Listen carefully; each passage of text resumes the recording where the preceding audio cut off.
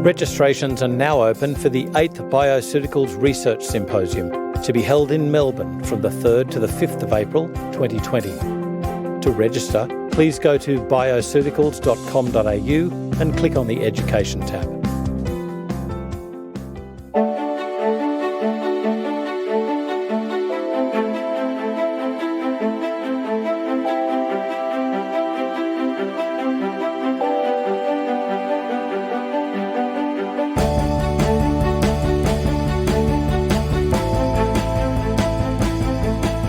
This is FX Medicine. I'm Andrew Whitfield Cook. Amie Skilton is a qualified naturopath, nutritionist, medical herbalist and aesthetician. She's been in clinical practice for more than 16 years and worked concurrently for the Bioceuticals technical team for 13 years as a presenter, educator and writer. She specialises in several areas of integrative medicine, including women's health and hormones, natural fertility and healthy child development, gut restoration, as well as her favourite subject, skin health. Author of the book Clear Skin Secrets, Amie's a truly holistic skin specialist who helps women struggling with acne achieve healthy, clear, beautiful, vibrant skin, naturally. Amie is the founder of whatthenaturopathsaid.com and theclearskincoach.com. And you can also connect with her on Facebook, Twitter and LinkedIn.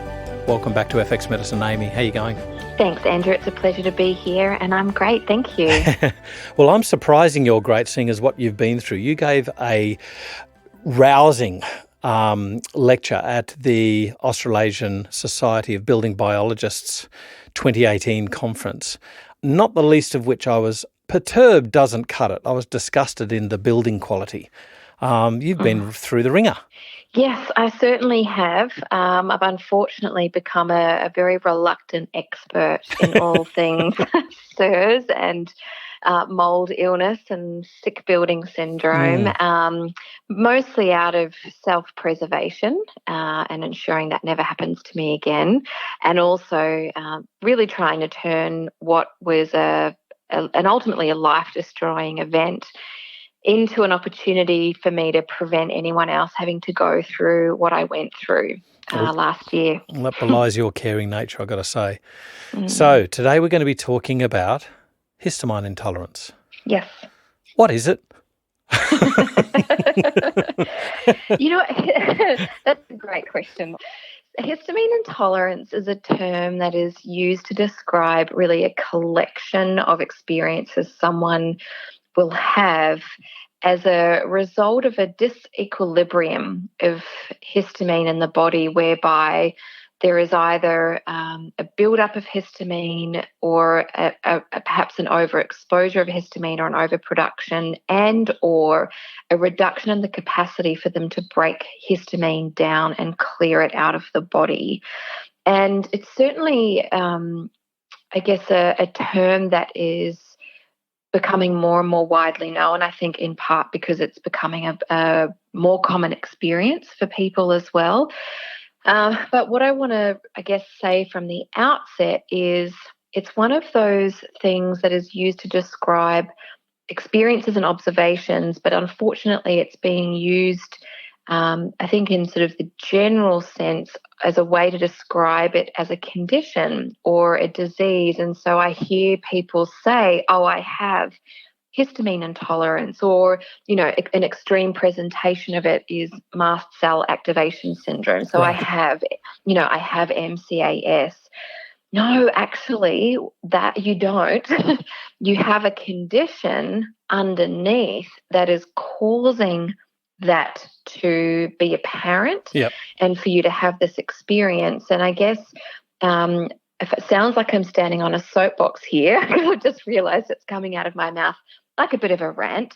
It's that as a practitioner, it's frustrating to see people give names to these things they're experiencing and then just simply stop there and remain trapped in treating the symptoms, as opposed to looking at the cause, or perhaps more accurately, the cause of the cause. Their symptoms are being caused by an issue with histamine, sure, but what is causing the histamine issue, I think, is a much more pressing question that needs answering. So it's kind of like, I've got an iron deficiency, leave it at that and just treat me Yes. with iron rather than Yes. searching for the reason that you're iron deficient. Is that right? Yeah, you can't just put on a badge and say, "Oh, I'm an anemic." Yeah, I'm an anemic. I'm an anemic. Everybody. And proud of it. Yeah. Anemia is all about is low iron, and I have to take iron, and it's like, okay, well that's cool, but you've only done half the work there. Yeah.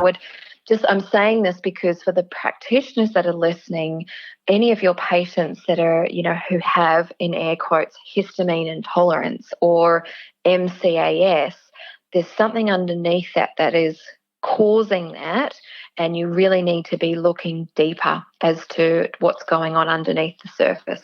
So when you're talking about histamine, most of us think about histamine being an immune reactive sort of complex, especially with allergies, the mast cell degranulation, and you get a sneeze, you get the itching eyes and the pruritus and the erythema, that sort of thing. But it's also a neurotransmitter inside the brain with a totally different action. Yes, it is. It's quite funny, isn't it? For, I guess, probably the general public, the perception would be it is a pesky compound in the body that is released in response to, allergenic provocation or some sort of immunological response. And so it's got a bit of a bad rap. But, histamine is actually vital for alertness and learning and cognition, and it's part of the sleep-wake cycle and plays numerous roles in the brain as a neurotransmitter and as a chemical messenger throughout the body, actually regulating blood flow as well. And so it's not something that is inherently bad at all, and it's not something we want to get rid of entirely or can ever downregulate to a point where it's imperceptible or undetectable. So certainly an appropriate level is required for healthy functioning. But the issue becomes apparent when the body is either not clearing it efficiently, and there's a number of reasons that can happen, or there is an excess of histamine production in response to something, usually from the environment, although not always. And it's really looking at those things to, I guess, bring it back into balance, that someone isn't suffering from the symptoms that we associate with excess histamine. Well, let's go into these symptoms then. I would imagine that there'd be a whole list and they'd be varied because you've got different histamine receptors in the body, H1 to 4. Take us through that.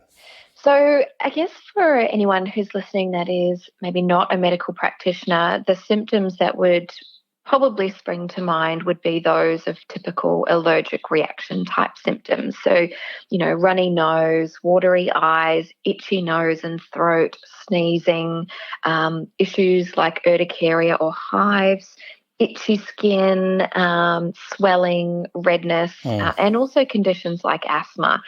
But it certainly extends a lot further than that. And for anyone with gastrointestinal issues, they might be aware of the connection there and the triggering of diarrhea. For those who suffer from migraines, there's a connection with histamine there as well. But it actually is full system-wide because we do, as you mentioned, have 4 classes of receptors, and these are located in different organs and tissues. So our H1 receptors are found in smooth muscle and endothelial cells, and these affect blood vessels and skin. And so medications like Benadryl or Claritine can certainly block the activity of these particular receptors. And these are the ones that we're really are aiming at when it comes to things like hay fever, for example. But further to that, we have H2 receptors in the intestinal tract. And so these can, when they are stimulated, they control acid secretion and also right through to abdominal pain and nausea. They also have a role with the heart rate as well via the vagus nerve there.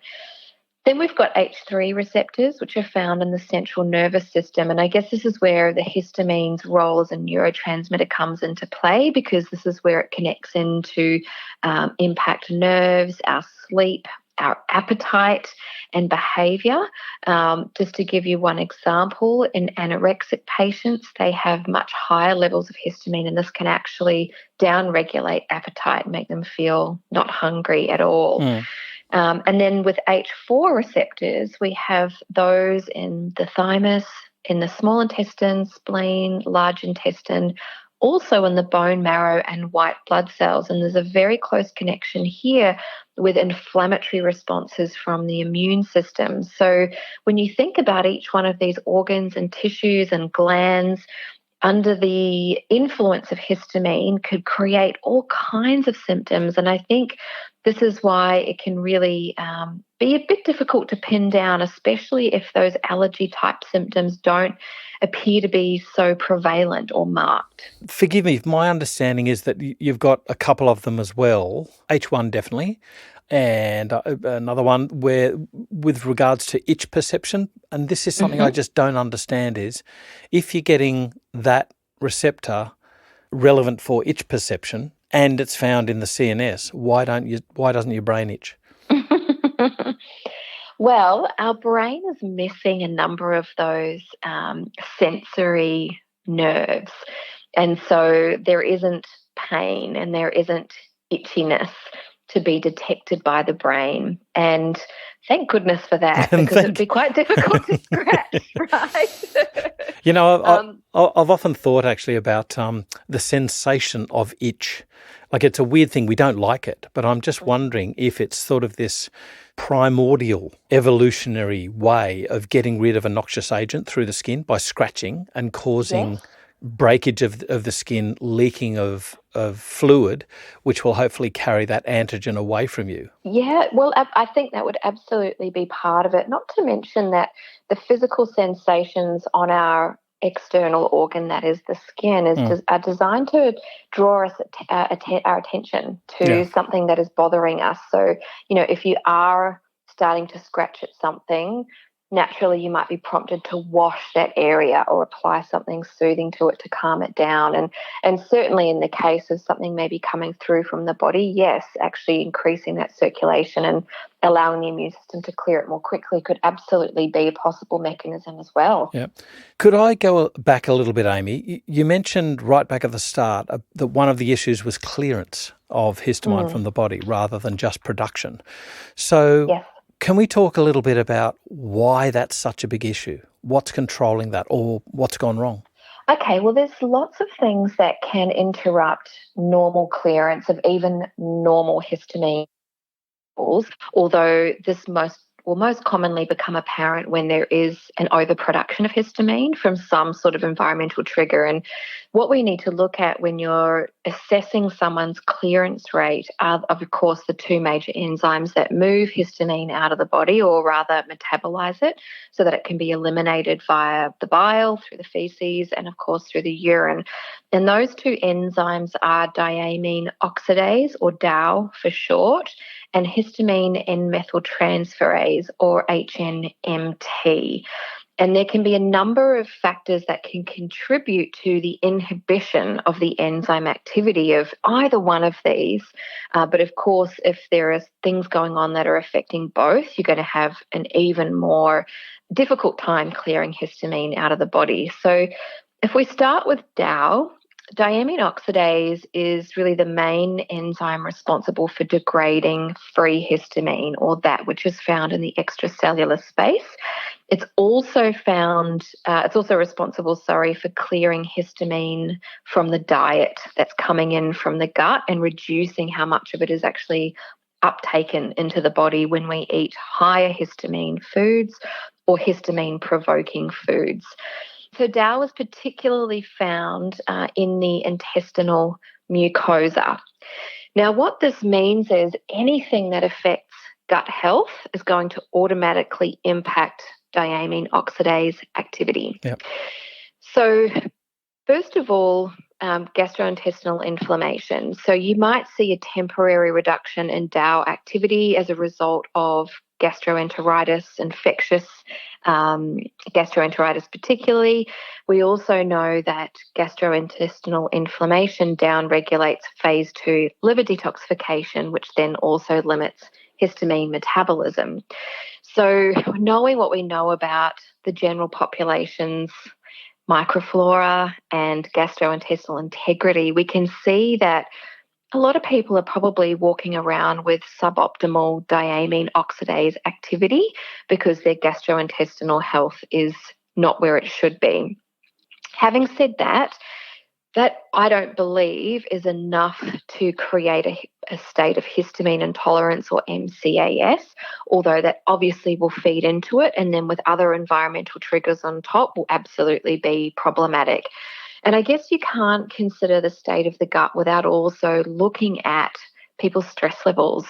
We know that under the influence of adrenaline, circulation is diverted away from the gastrointestinal tract to other more vital organs, those that are crucial for survival when we are in danger or under imminent threat. Now, most of us aren't, walking down, King Street in the city being chased by a tiger.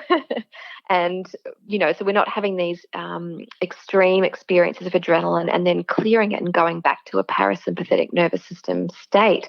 Most people are walking around with some degree or another of a sympathetic nervous system activation, and therefore our digestive system is already compromised as a result, which means gut inflammation, low DAO activity, and a downregulation of phase 2 detox in the liver as well.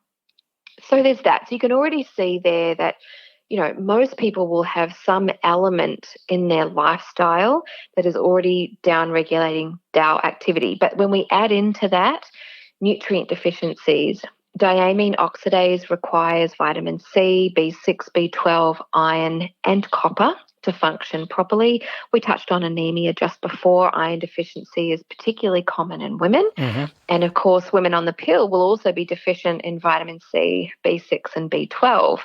And so we start to see the odds stacked against someone nutrient repletion as well.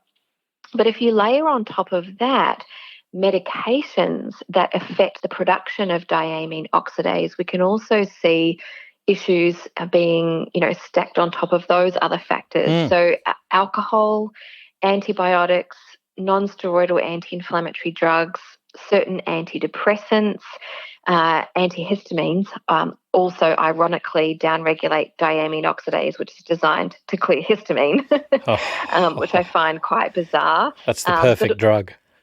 Yeah, treat a symptom and make you need it more often. Yes, which could also account for that rebound histamine response when you come off antihistamine drugs, and also certain anti-arrhythmic medications and immune modulators. So there's a lot going on there, which would impact diamine oxidase. But that's just really one part of the equation, because you've also got its teammate, histamine N-methyltransferase, or HNMT. And HNMT inactivates histamine via a different method, and it does that in the intracellular space. And so it's expressed in many human tissues, but the highest levels are found in the liver and kidneys, which makes sense, are major detoxification organs, but also in the bronchi and trachea, so those incoming food pipe, windpipe areas where, of course, provocative antigens would present very easily and could very easily trigger histamine when the immune system is unhappy with what's coming in.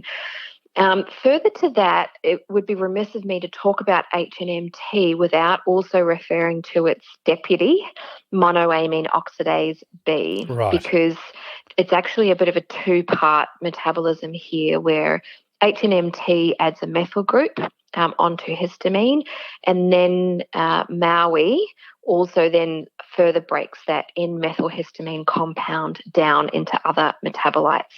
MAOI, just as a side note, needs B2 to function. So again, a B2 deficiency, irrespective of DAO activity and HNMT activity, could certainly see, a bottleneck with histamine clearance occur. But coming back to HNMT for a moment, there are certain things that will downregulate its activity as well. So like with DAO, it requires a number of nutrients to function effectively.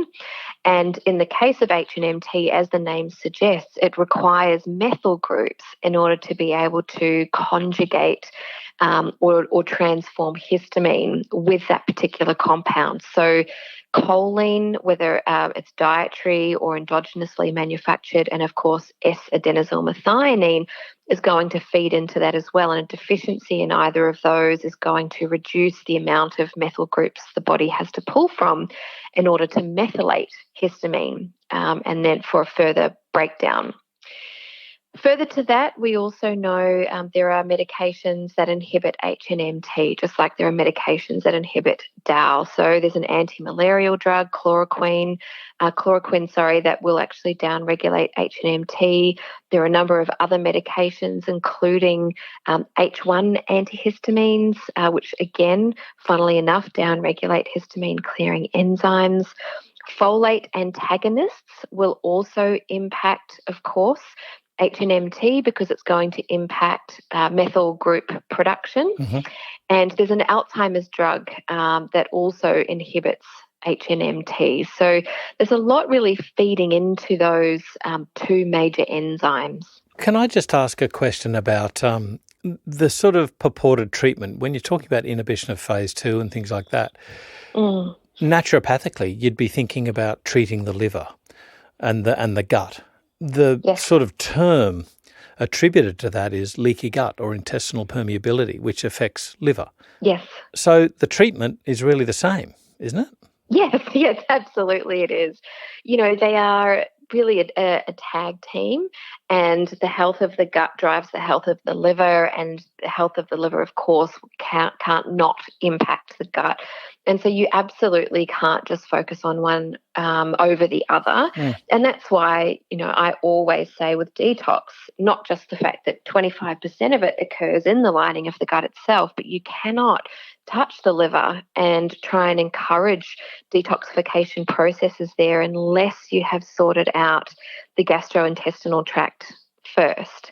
So, you know, certainly when you're looking at something like this, the same rules are going to apply. And of course, you want to be looking at the context of gastrointestinal health in terms of the microflora as well, because there are some bacterial species that do produce enzymes that convert histidine to histamine, and therefore can also be a source of exogenously produced histamine if you're looking at the lumen of the gut as outside of our system. Okay, so if we're talking about, let's say, the leaky gut treatment diet, so a low reactive diet, being advocated in this, do you have to be cautious about certain foods? Like, for instance, you know, avocados, for instance, would normally, you know, in a paleo lifestyle, it would be heralded as one of the great foods. Eggplant, certain shellfish, obviously going to avoid alcohol, if you're going to be doing this. But what about fermented foods? There you go.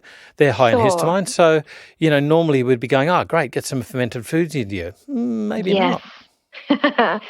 You know, it of course always comes back to bio-individuality, and everyone is going to be different. But certainly when you're looking at dietary management, there are a couple of things to keep in mind. And number one is that any diet, whether it's a FODMAP diet or a low histamine diet or insert whatever diet here, anti-candida diet, they are designed as interim management systems whilst the underlying cause is being treated. And so, you know, a low histamine diet is not long-term or even medium-term. And yes, it does mean if you are going to lower your dietary histamine intake in order to relieve your symptoms, there are going to be things in there that you would have otherwise considered healthy, or in the case of fermented foods, good for gut health, that would be really problematic for you until your body can kind of catch up. So I guess on that note, you know, it's pretty easy to find on the internet a list of high histamine foods, but obviously fermented foods are number one because the microorganisms that are doing the fermenting produce histamine as a metabolite. So Unfortunately, wine, champagne, beer are all in there. I know, I'm so sorry. Alcohol is a byproduct of microbial fermentation, and so you are going to find high histamine levels in there.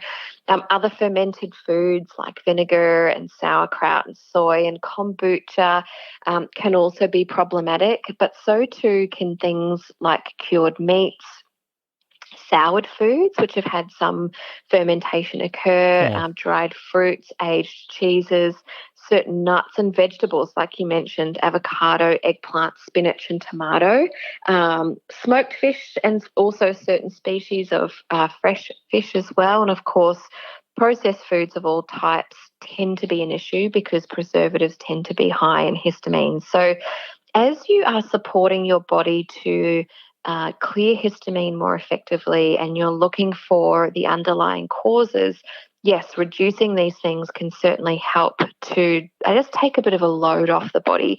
The other things to be mindful of, there are foods that don't actually contain histamine itself, but can inhibit the action of diamine oxidase.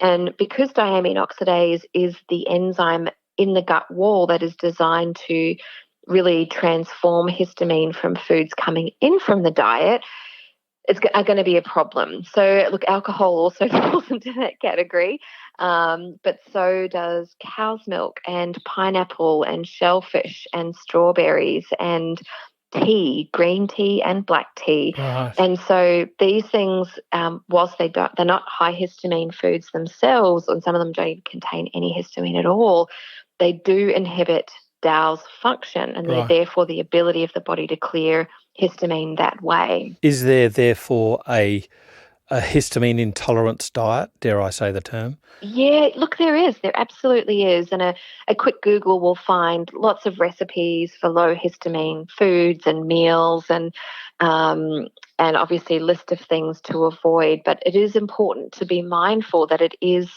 for a temporary purpose while you're dealing with what's underneath. Having said that, there are also things that can help increase the activity of diamine oxidase. And so including things that we know are going to upregulate DAO's activity is going to be an important part of that as well. So we've talked about some nutrients already and how the enzymes that clear histamine require those nutrients to function. So vitamin C is one of those that supports diamine oxidase activity. It has a well-documented history of increasing DAO activity and lowering blood histamine levels. Copper and zinc, interestingly enough, also have a relationship with DAO, and we know that insufficient levels of either of those decrease DAO activity. Now, it is far more common to have a zinc deficiency and, in turn, a copper excess than a copper deficiency, although I'm mentioning both because that isn't always the case. Magnesium, interestingly enough, has a relationship with DAO activity as well, and animal studies found that a deficiency decreased the enzyme activity, and increasing magnesium levels ramped it back up. But further to that, there's a relationship there with fibre. In particular, one human study found that galactomannan significantly increased serum diamine oxidase activity, and this may be because of the way it helped, clear metabolites through the gut, maybe through the feeding of microflora. And maybe as a result of feeding the microflora, there were more microbial metabolites produced that improved gut health. Currently, the mechanism of action is not understood, but there was definitely a relationship there. And also long-chain fatty acid intake, so things like olive oil, also significantally increased diamine oxidase activity in a dose-dependent manner also, for that matter. So there are certain things you can be, increasing in your diet. They're going to really just ensure that those enzymes have got sufficient nutritional repletion to function properly. Therapy-wise, if you're thinking about these galactomannans, do you have purified galactomannans, or do you use, like fenugreek tea or guar gum or stuff like that? Well, certainly in this particular study, they used 7 grams a day of pure galactomannan. But Right, so I think, purified. yeah, but I think if you're using herbs or food sources of galactomannan, albeit probably not at the same level, you are going to be just offering your body just another element in order to be able to function optimally. And I guess bringing it back to the underlying cause, no one has a histamine intolerance because of a galactomannan deficiency. And so it's not a secret pill that everyone needs to rush out and find. Yeah, it's a tool. But it's a tool, absolutely, it's a tool. And I guess when you look at how is it helping, what is its mechanism of action, you kind of circle back around to the role of a good healthy gut is required for good healthy diamine oxidase activity. And that's why you also see low DAO function with leaky gut, Crohn's disease, IBS, ulcerative colitis, celiac disease, non-celiac gluten intolerance, and of course any form of dysbiosis, especially SIBO. And so if those things are going on, then obviously we're going to have compromised DAO activity, and a low histamine diet is not going to sort that out for somebody. Can I ask a question regarding stewed apples rather than apples? Yes. Mike Ash talks about an immunomodulatory diet where he uses stewed Bramley apples. Now, I haven't looked at the equivalent in Australia, but I think it's high raffinose. And it's stewing them, and he puts cinnamon with them and things like that, and then portions them out into these little ramekins and has these throughout the day. Yeah. Hardly a low carb diet sort of thing, and yet heals the gut. Can it heal this, or do you worry about the histamine, or does stewing where do you go with this sort of dietary intervention? Look, stewed apples and the raffinose content we know to be incredibly healing to the gastrointestinal tract. And as far as the type of apples go, I think the biggest thing is just making sure they're organic, especially if that's something you're going to be having every single day. I certainly think that many people, even with histamine tolerance, would be able to tolerate this very easily. But again, everybody's different. Everybody's body burden is different. Everybody's, compromised enzyme function varies from one degree to another. And it is certainly something that I wouldn't hesitate to recommend on a regular basis, but it is something that I would get them to start off with very small amounts and sort of titrate up to that daily dose that he recommends, which isn't huge, but just to test for their own individual tolerance and see how they go. It's always, you've got to look at the risk versus benefit, how much it's going to contribute to the problem. And again, it really comes down to what is triggering the overproduction of histamine. Are there certain people who they've always been sensitive to histamine overproduction or underclearance? They've just been that sort of, do I say it's sickly? Have they I know always what you mean. Which I guess would allude to a genetic makeup, a SNP or something like that. Sure. But are these sort of people chronically unwell, or is there people who are usually robust and then some assault happens and bang, they fall? There's a few different scenarios where histamine intolerance can show up, and certainly we probably all know that kid at school we grew up with who had allergies, right? Who does constant allergies. Yeah. And certainly there are genetic polymorphisms that will impact histamine clearance.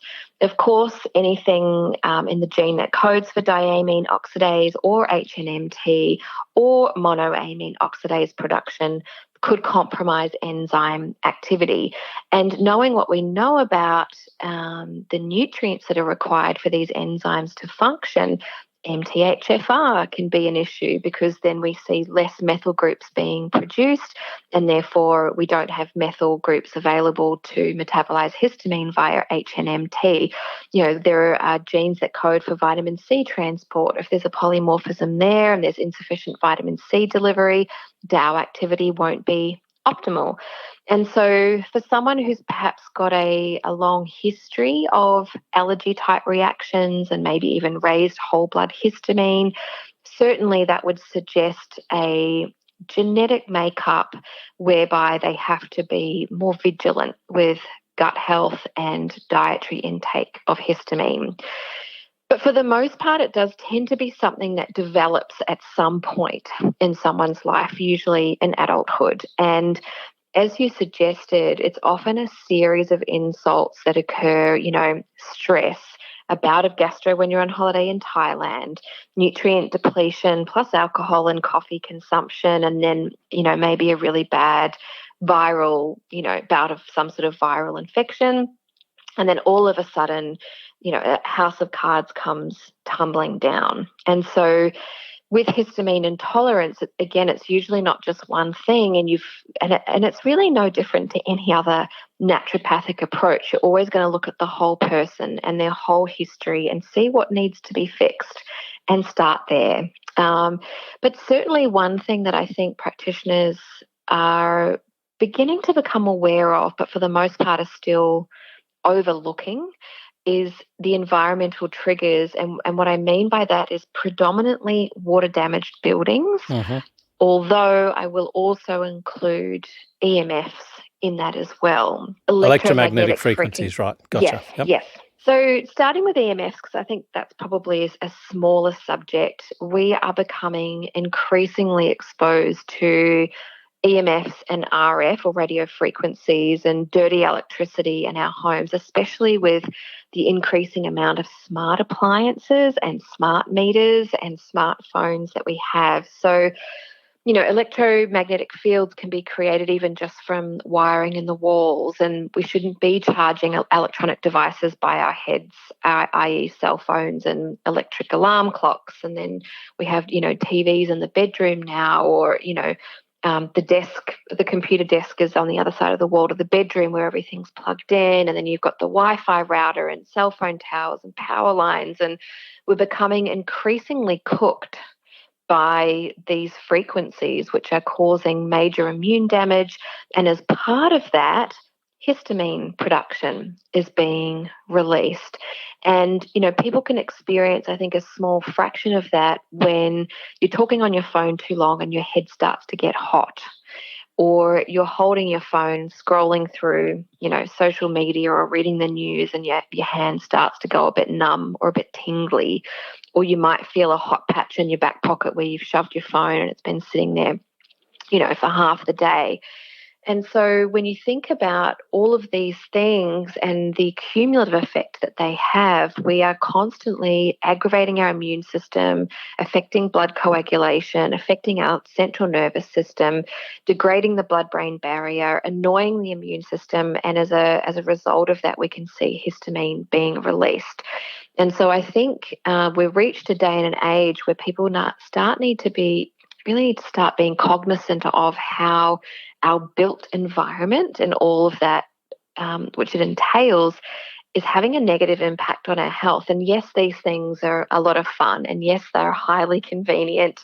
And no, I don't want to go back to living in a cave myself, but we have to really start to be very responsible and stop putting our heads in the sand and pretending that we don't know that these things are harmful to us. So there's that. But I think on a much larger and more serious scale is the sick building syndrome or the impact of water-damaged buildings. And, we mentioned this at the beginning of our podcast in the context of what I experienced last year, where I developed full-blown chronic inflammatory response syndrome. But as a subsequent consequence of SIRS, a histamine intolerance or mast cell activation syndrome is one of several, secondary side effects of the immune response. And when you look at what SIRS is, yes, there's a genetic susceptibility, but the environmental trigger is an unhealthy microbiome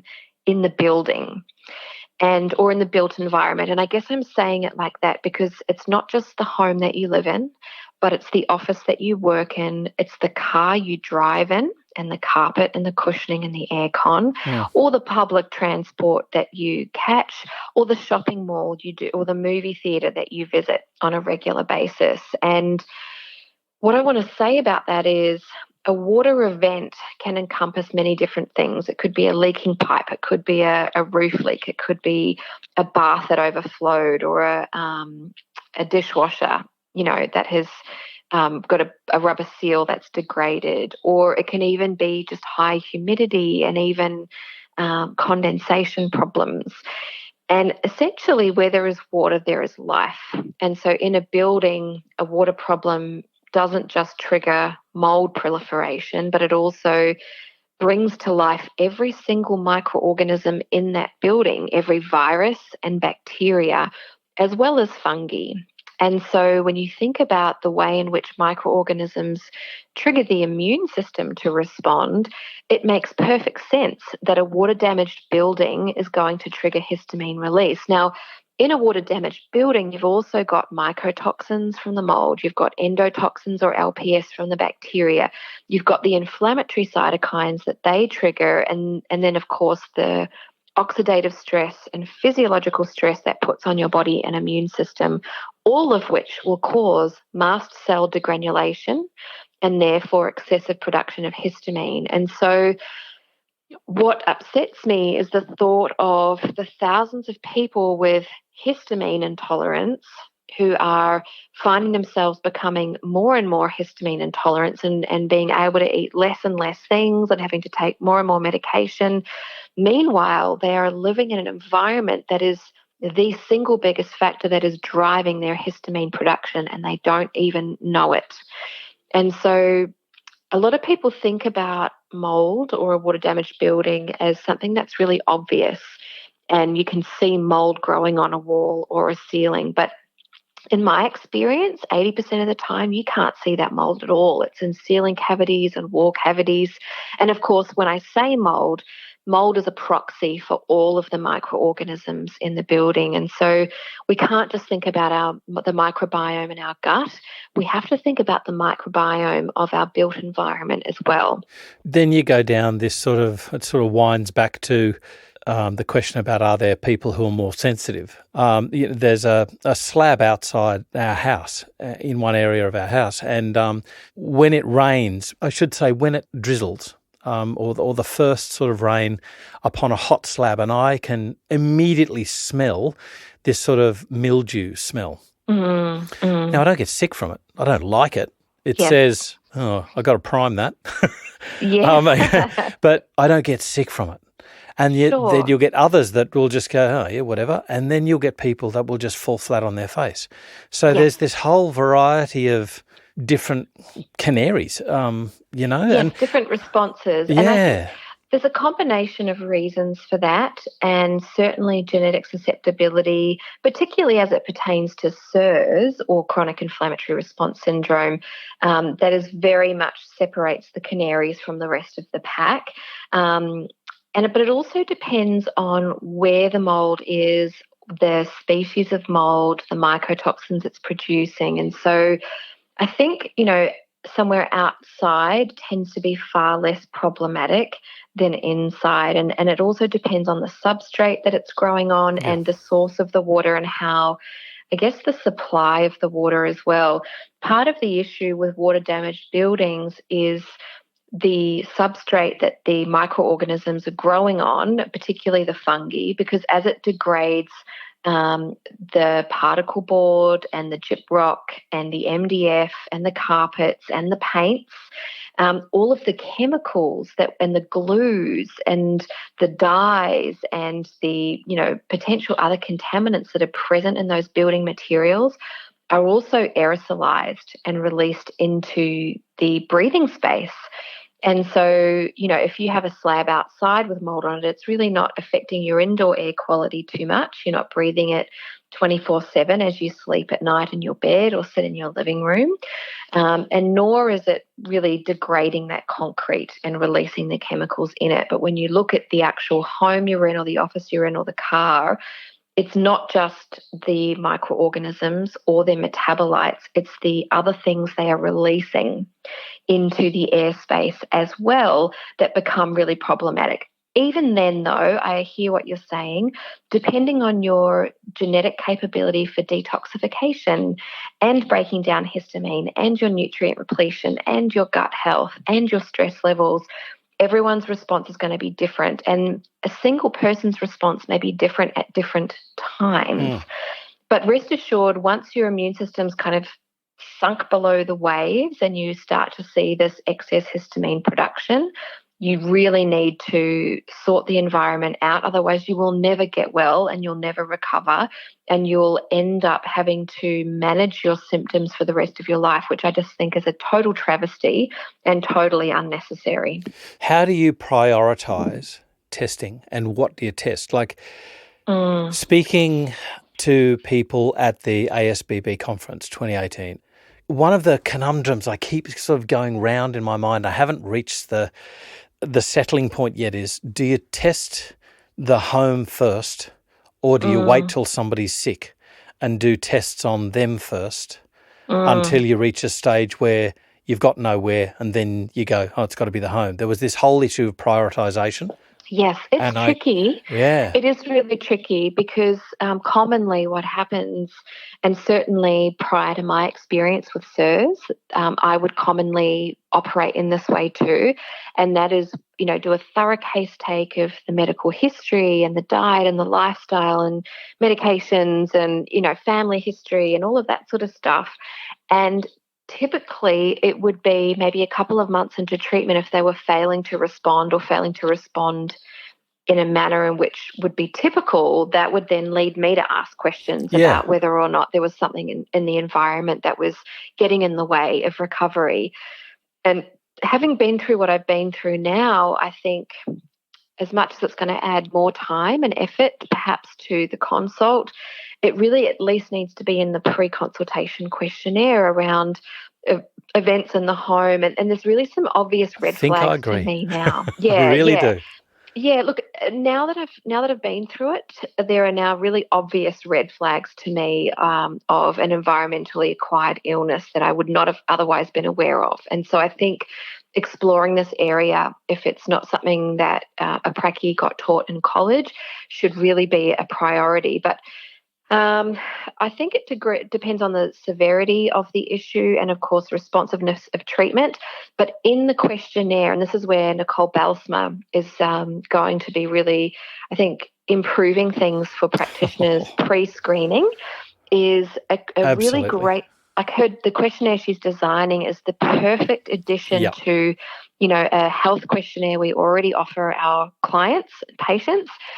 In order to actually see where there are things that perhaps are going to escalate the building assessment up the priority list. Now, I've touched on some examples of water events already, and so those, of course, are included in her questionnaire. But I think, to be honest, it needs to become almost as important as everything else, if not as important from the get-go. Now, calling a building biologist in is an investment, and I don't think people should straight out of the gate ring one up without any sort of indication, either symptom-wise or in the house history-wise, that points to that, only because you could throw away a lot of money and ultimately find nothing, or not find anything of value, I should say. But I think more and more this is an area that people are going to be exercising and utilising more, because there literally isn't a supplement, a herb, or even a pharmaceutical medication that can sort somebody out to the point where they can tolerate a water-damaged building. And that's really the bottom line. Yeah. I mean, the thing that woke me up at that conference was to move the prioritisation about the environment, your local environment, from the last part of the questionnaire to, I mean, seriously, the second. Yes. It was basically name, age, presenting symptoms, environment. Yes, I agree. Way before labs. And my mindset is, shouldn't we be trying to get rid of these as a possible cause first? Not to find them, but to actually get rid of them. Yes, and then you can go, it's not that, it's leaky gut. It's just leaky gut. Don't worry about it. And you could save yourself a whole lot of heartache rather than going through hundreds of dollars of consultations and, trying things out with therapies, and only to find that it was the rug that you had a leaked bathroom 3 years ago, and it's been water damaged. This sort of thing, it's totally. I mean, when you think about it, when we consider someone's health, we know that their daily habits, their stress management, the sleep they get, the food they eat, how much water they drink, are huge factors in their well-being. But we spend up to 95% of our time indoors, making our built environment the single biggest factor or influence on our health. And to be honest, I think if we all revisited the health of our homes and the rest of our built environment, we would all be a lot better off anyway. But certainly getting that sorted out first, we have so many symptoms in relationship to neurotransmitter imbalances and aberrant immune responses and hormonal dysfunction. But when you think about it, all of those things are simply a response to an environmental provocation. And, we look at, our gut microflora as one of those sources, but all of these external environmental factors also influence our gut flora. And it looks like now that the microbiome of the home is a huge contributor to SIBO and dysbiosis and liver dysfunction and poor bile production and altered gastrointestinal pH. And so I'm really now looking at everything that goes wrong in our body. What is it in the environment that could be causing it to respond that way? Yeah. I do understand that genetic polymorphisms in our genetic makeup set us up to have a unique response to the environment. So I'm not taking away from that. Everybody is different. But for the most part, we are all designed to be healthy and happy and well and vital. And if we're not, what is it outside of ourselves that is causing our body to respond in a way that doesn't make us feel good? Amie Skilton, thank you so much for taking us through. I mean, this is talk about rabbit holes. This is something you really need, I would say, to be trained in.